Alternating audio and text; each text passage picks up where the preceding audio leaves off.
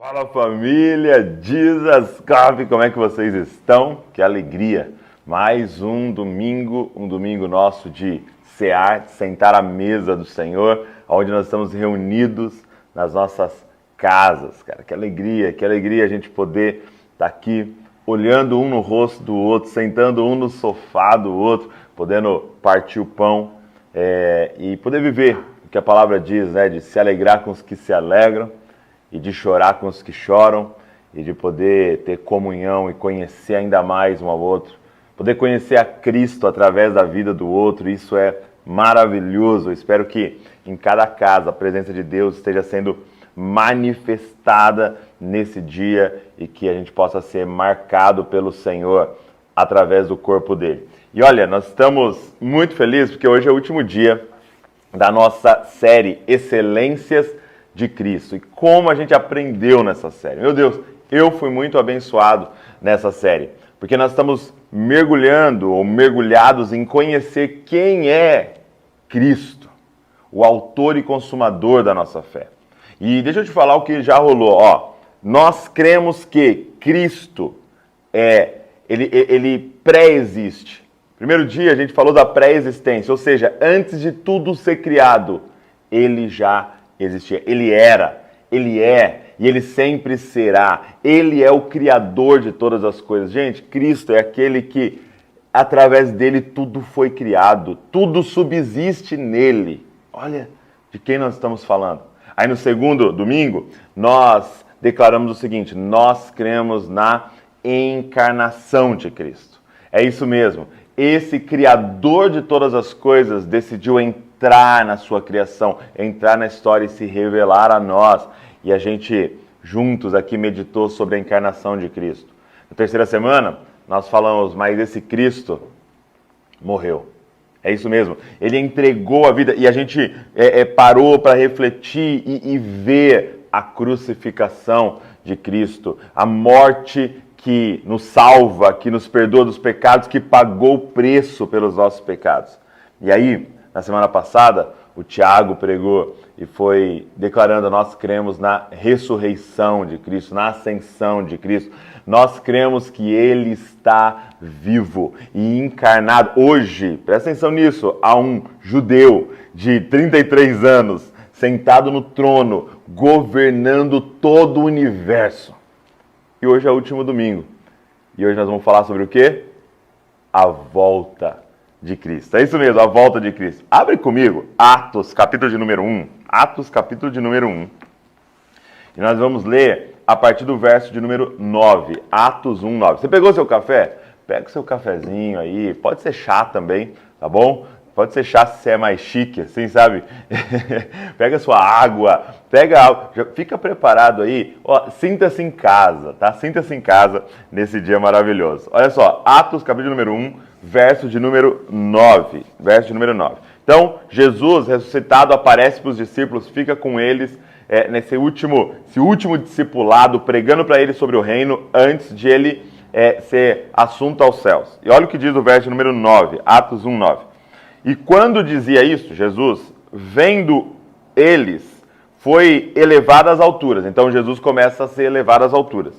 E uma nuvem o recebeu, e ocultando aos seus olhos. Então os discípulos não estão mais vendo ele.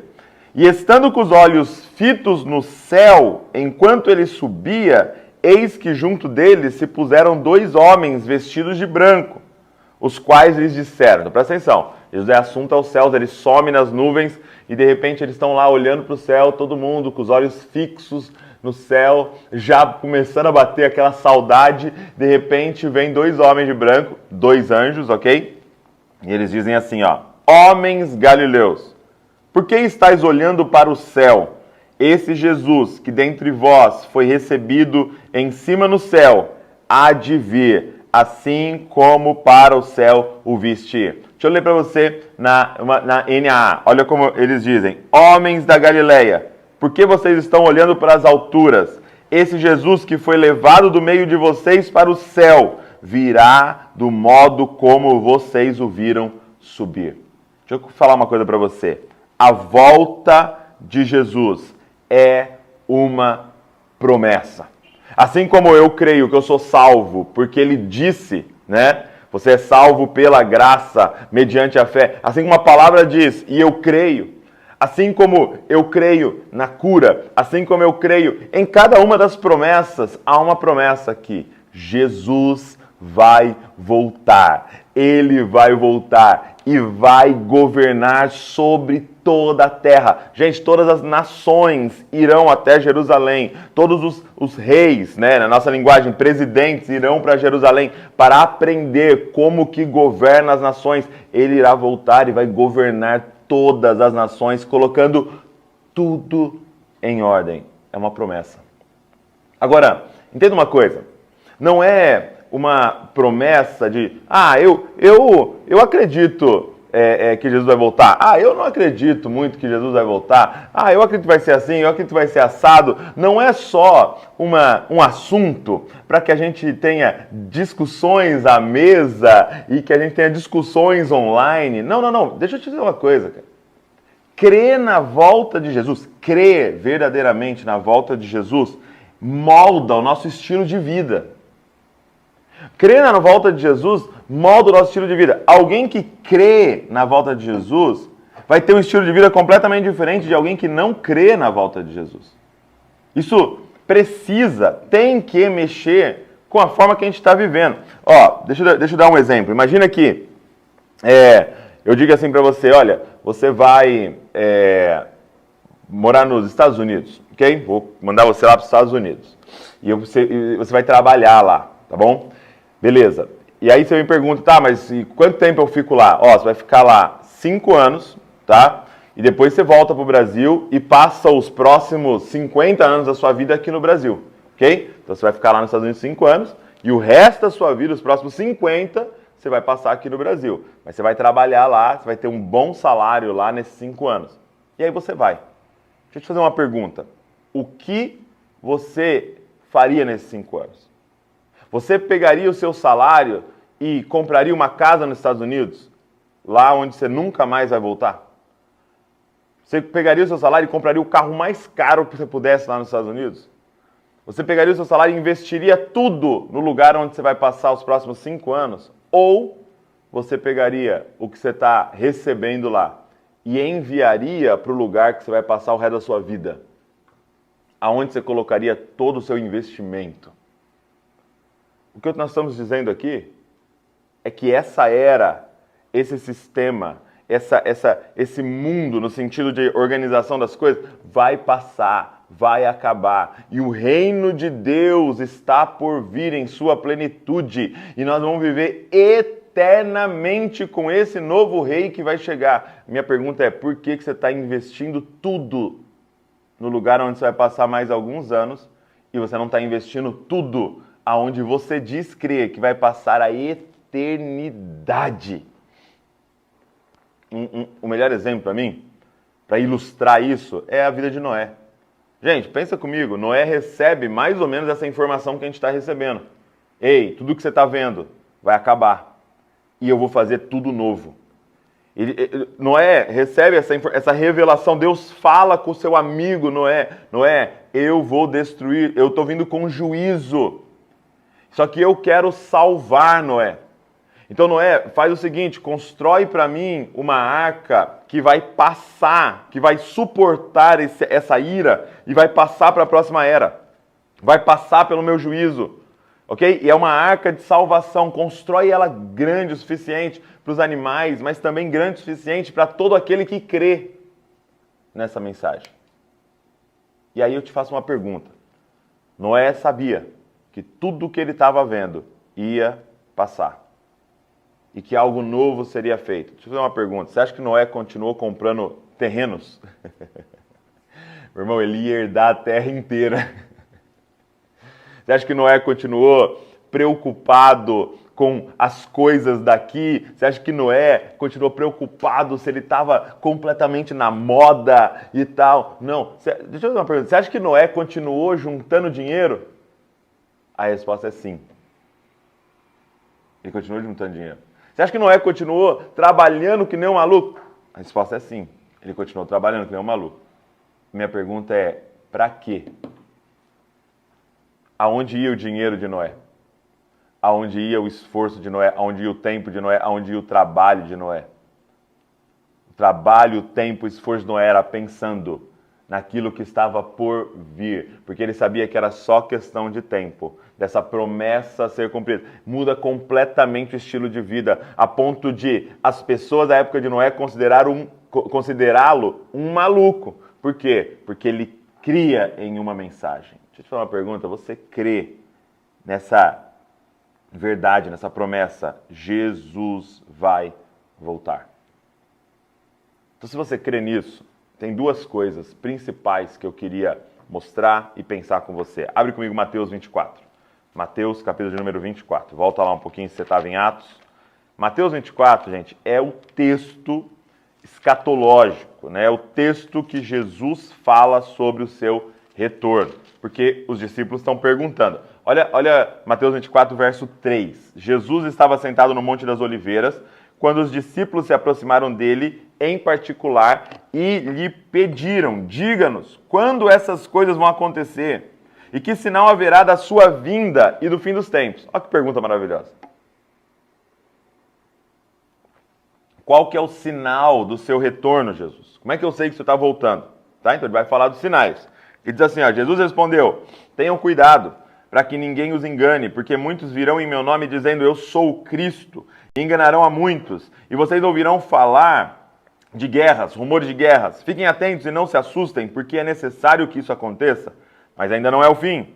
Porque nação se levantará contra nação e reino contra reino, haverá fome e terremoto em vários lugares, porém todas essas coisas são o princípio das dores. Vocês serão entregues para serem maltratados e eles os matarão. Vocês serão odiados por todas as nações por causa do meu nome. Nesse tempo, muitos hão de se escandalizar, trair e odiar uns aos outros. Muitos falsos profetas se levantarão e enganarão a muitos. Por se multiplicar a maldade, o amor de muitos se esfriará. Aquele, porém, que ficar firme até o fim, esse será salvo. E será pregado esse evangelho do reino por todo o mundo para testemunho a todas as nações. Então virá o fim.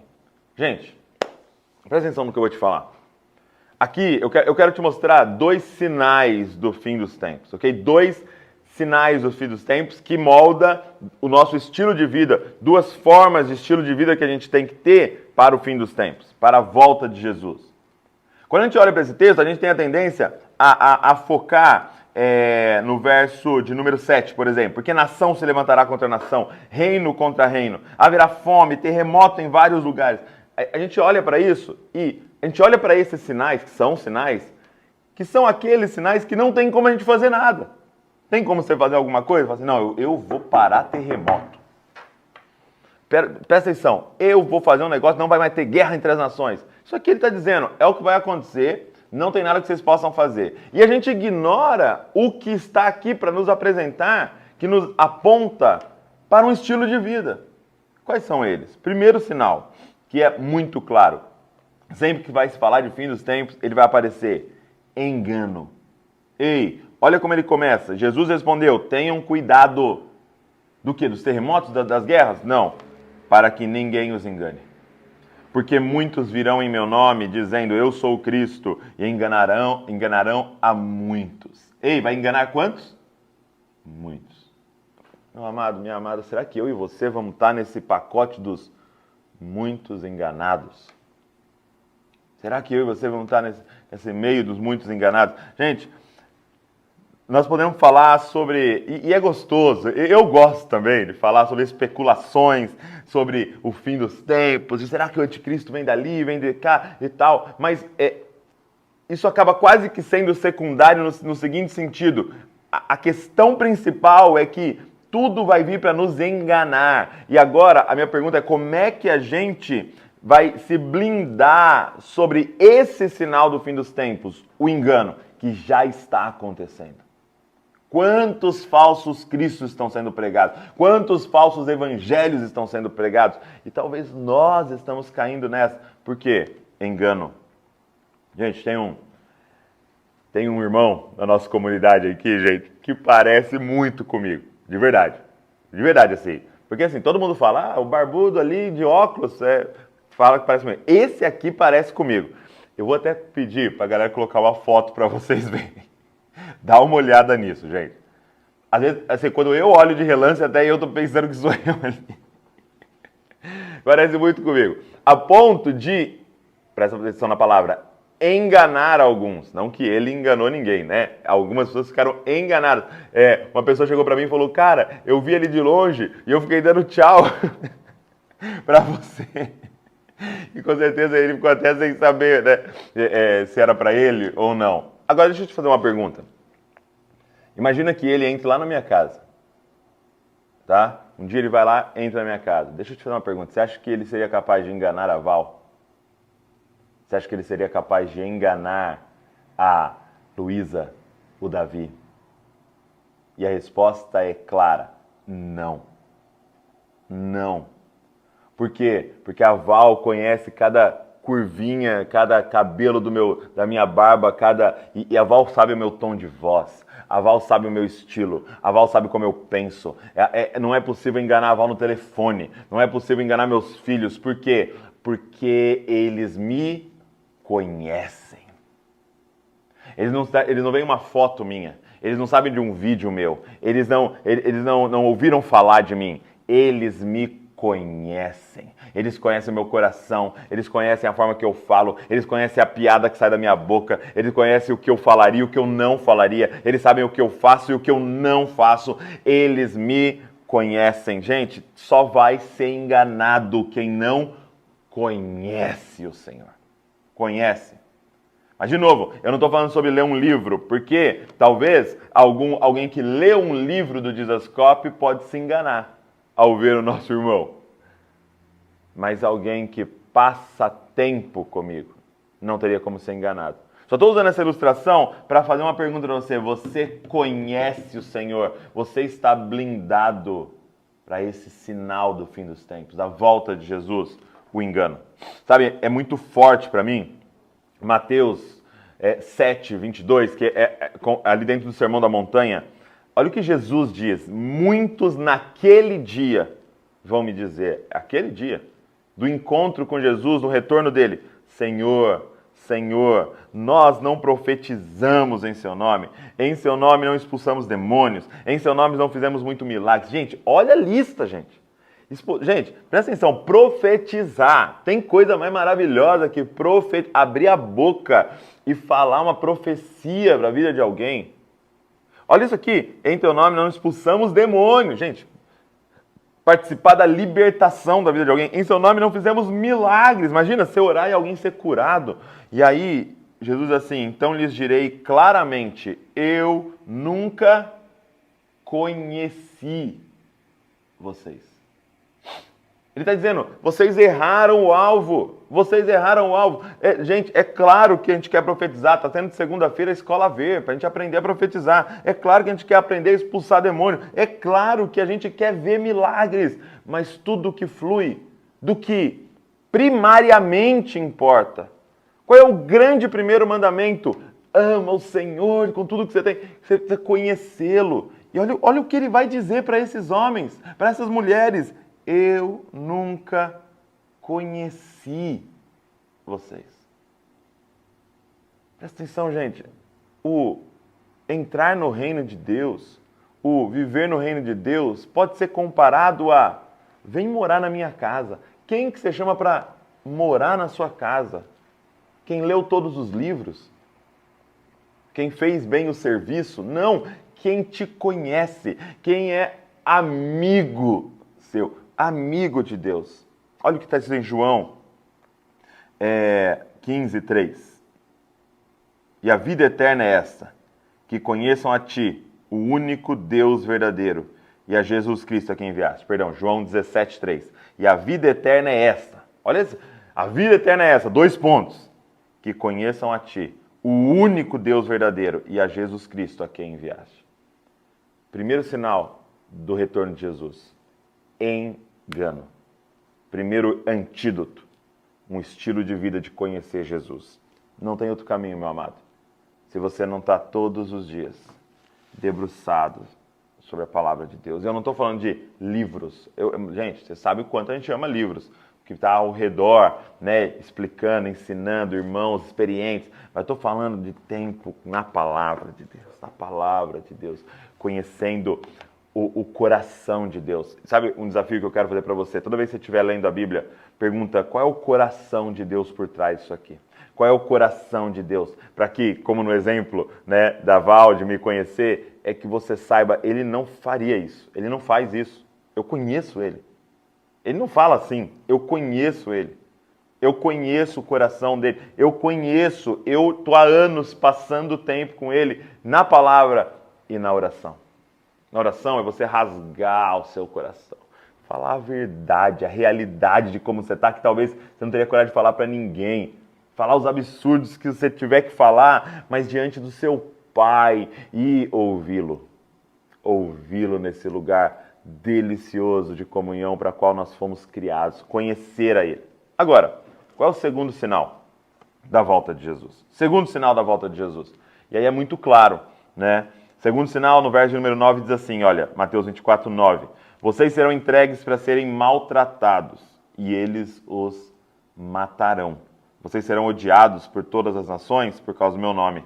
Nesse tempo, muitos hão de se escandalizar, trair, odiar uns aos outros.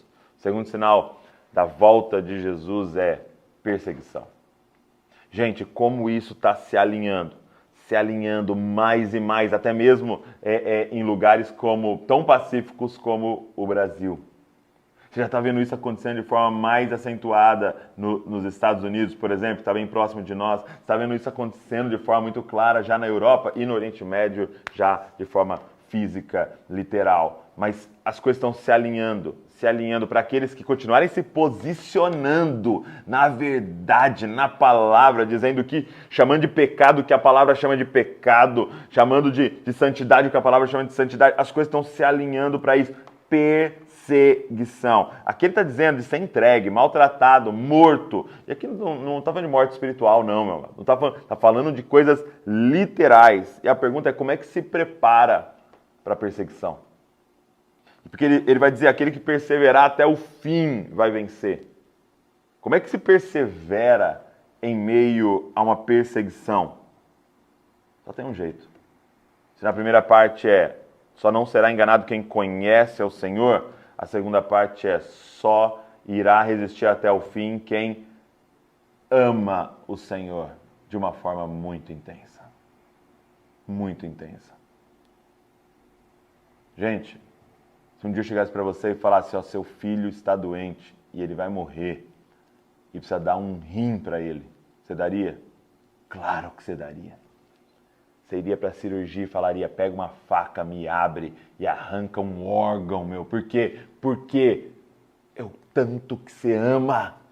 É o tanto que você é apaixonado. Quem é que vai resistir diante da perseguição? Dizendo, nega esse seu Jesus, nega a palavra, nega. E você vai falar, não. Mas você vai perder emprego, você vai perder status, você vai perder amigos. E daqui a pouco você pode perder a vida. Você vai dizer, não, não, não. Gente, nós fomos profundamente marcados essa semana com o podcast com a Ariadna, com histórias de cristãos em todo o mundo que disseram, não, eu amo a mensagem da cruz e até morrer eu a vou proclamar. O que é isso? Amor profundo por Cristo. Amor. E talvez você está se perguntando, como é que eu faço para crescer no meu amor por Jesus? Só tem um jeito. Se você todos os dias, passar o dia mergulhado no quanto Ele te ama. Crescer em amor por Jesus não é aprendendo a amá-lo mais, é aprendendo o quanto Ele te ama. Porque amar a Deus é uma resposta do nosso coração. A boa notícia, Ele me ama. Enquanto éramos inimigos, Ele deu o único filho dele para morrer por mim e me adotar como filho. Ele me ama, Ele me ama. E aí quando você começa a cada vez mais entrar em contato com o amor dele, o seu coração responde, amando Ele acima de todas as coisas. Gente, olha o verso.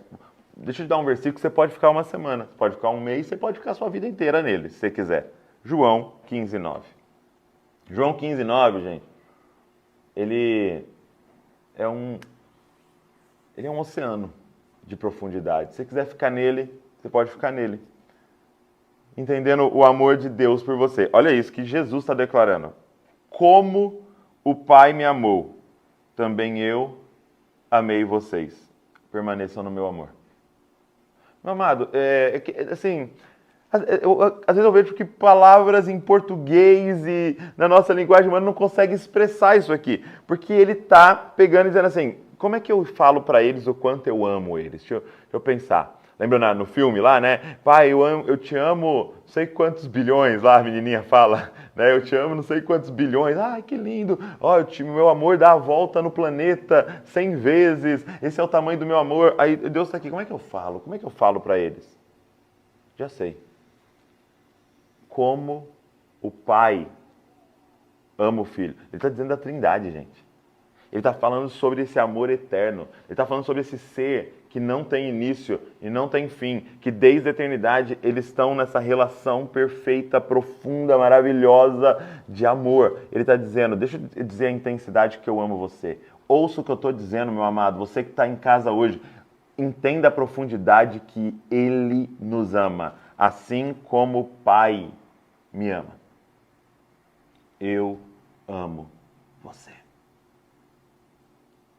Gente, a grande arma do diabo é não deixar você saber, experimentar desse amor, porque esse amor vai fazer uma ferida no seu coração, que vai fazer você amá-lo de volta com tudo que você tem. E mesmo em meio à pior perseguição, você vai continuar fiel, firme diante dele, dizendo, eu não nego o meu amado. Por quê? Pelo tanto que você ama ele? Sim, mas primeiro pelo tanto que ele me ama. O tanto que ele me ama, eu não vou negar a mensagem da cruz até morrer. Eu a vou proclamar. Por quê? Por que eu não vou negar a mensagem da cruz? Porque é o grande símbolo do amor dele. Como o Pai me amou, eu também amei vocês. Meus amados, engano e perseguição só vai vencer aqueles que o conhecem de verdade. Muitos já estão sendo enganados.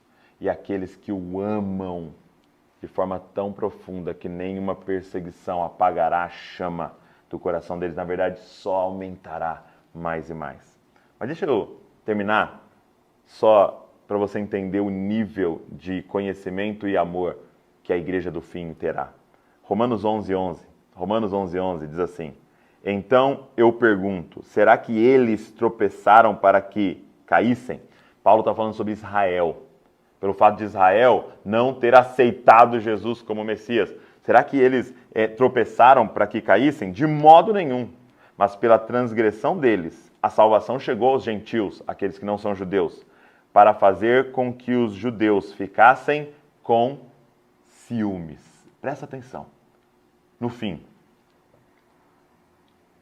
a igreja do planeta, a igreja dos gentios, ela amará e conhecerá de forma tão intensa e profunda o Deus de Israel, o Messias de Israel. Nós vamos ter um amor e um conhecimento e uma intimidade tão profunda que Israel ficará com ciúmes. Israel vai falar, não é possível que um povo ama tanto o nosso Deus. Não é possível que um povo viva de forma tão intensa o nosso Messias. E esses ciúmes vai fazer com que Israel conheça ao Senhor e todo Israel será salvo. Esse é o nível de intensidade do amor e do conhecimento que a igreja que vai ver Jesus voltar terá. E esse é o convite para mim e para você. Deixa eu te dizer uma coisa, Jesus vai voltar. Jesus vai voltar. Essa é a promessa. Até vim com o meu boné. The Lion is coming. O leão está vindo. O leão está vindo para colocar tudo no lugar. Essa é a nossa esperança. Maranata, meus amigos. Feche seus olhos comigo, Pai. Obrigado. Obrigado por esse tempo. Obrigado por essa igreja reunida em cada casa, Pai. E nós queremos dizer, nós cremos na Tua volta, nós esperamos a Tua volta, nós ansiamos pela Tua volta, nós Te queremos de volta, nós temos saudades de alguém que ainda não vimos fisicamente, mas que nós somos apaixonados, Deus. Nós queremos o Senhor de volta governando sobre todas as coisas. E Pai, eu queria te pedir, molda o nosso estilo de vida. Nós queremos te conhecer mais e mais. Tira todos os impedimentos de te conhecer. E nós queremos te amar mais e mais. Revela o quão amado nós somos, para que a gente possa responder, te amando acima de todas as coisas, a ponto de gerar ciúmes, Pai, nos seus filhos naturais. É o nosso pedido, no nome de Jesus. Amém e amém. Amém.